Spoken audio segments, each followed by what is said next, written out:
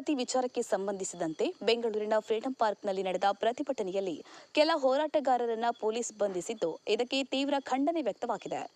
ಬಲಗೈ ಒಳ ಮೀಸಲಾತಿ ಹೋರಾಟಕ್ಕೆ ಕಲಬುರಗಿ ಜಿಲ್ಲೆಯಿಂದ ಸಾವಿರಾರು ಹೋರಾಟಗಾರರು ಕೈಯಲ್ಲಿ ಬ್ಯಾನರ್ ಹಿಡಿದುಕೊಂಡು ಜಯಘೋಷ ಹಾಕುತ್ತಾ ಒಳಗಡೆ ಪ್ರವೇಶಿಸುತ್ತಿದ್ದಂತೆ ಹೋರಾಟದ ಕೂಗಿಗೆ ಧಾವಿಸಿ ಬಂದ ಪೊಲೀಸ್ ಸಿಬ್ಬಂದಿಗಳು ಪ್ರತಿಭಟನಾಕಾರರನ್ನ ತಡೆದಿದ್ದಾರೆ. ಈ ವೇಳೆ ವಿರೋಧ ವ್ಯಕ್ತವಾದಾಗ ಪೊಲೀಸರು ಪ್ರತಿಭಟನಾಕಾರರನ್ನ ಪೊಲೀಸ್ ವಾಹನದಲ್ಲಿ ಕೂಡಿ ಹಾಕಿದ್ದಾರೆ. ಬಳಿಕ ಜ್ಞಾನಪ್ರಕಾಶ ಸ್ವಾಮೀಜಿಗಳಿಗೆ ಕರೆ ಮಾಡುತ್ತಿದ್ದಂತೆ ಇವರನ್ನ ಪೊಲೀಸರು ಬಿಡುಗಡೆ ಮಾಡಿತ್ತು.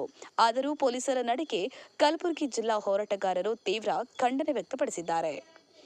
ಜೈ ಭೀಮ್ ನ್ಯೂಸ್ 24x7 ಇದು ಬಹುಜನರ ನ್ಯಾಯಕ್ಕಾಗಿ.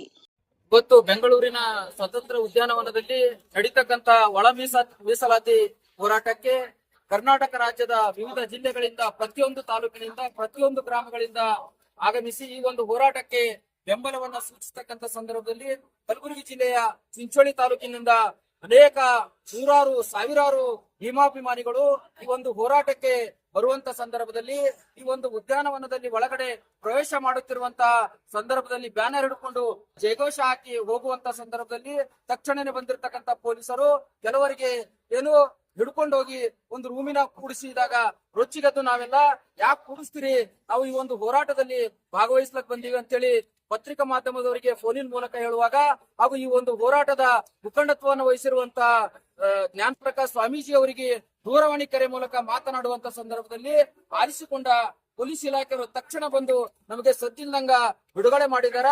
ಈ ಒಂದು ಹೋರಾಟವನ್ನ ಹತ್ತಿಕ್ಕತಕ್ಕಂತ ಪ್ರಯತ್ನ ಮಾಡಿರುವಂತಹ ಇಲಾಖೆಯವರಿಗೆ ನಾವು ಖಂಡನೆಯನ್ನ ಈ ಸಂದರ್ಭದಲ್ಲಿ ಹೇಳ್ತೀವಿ.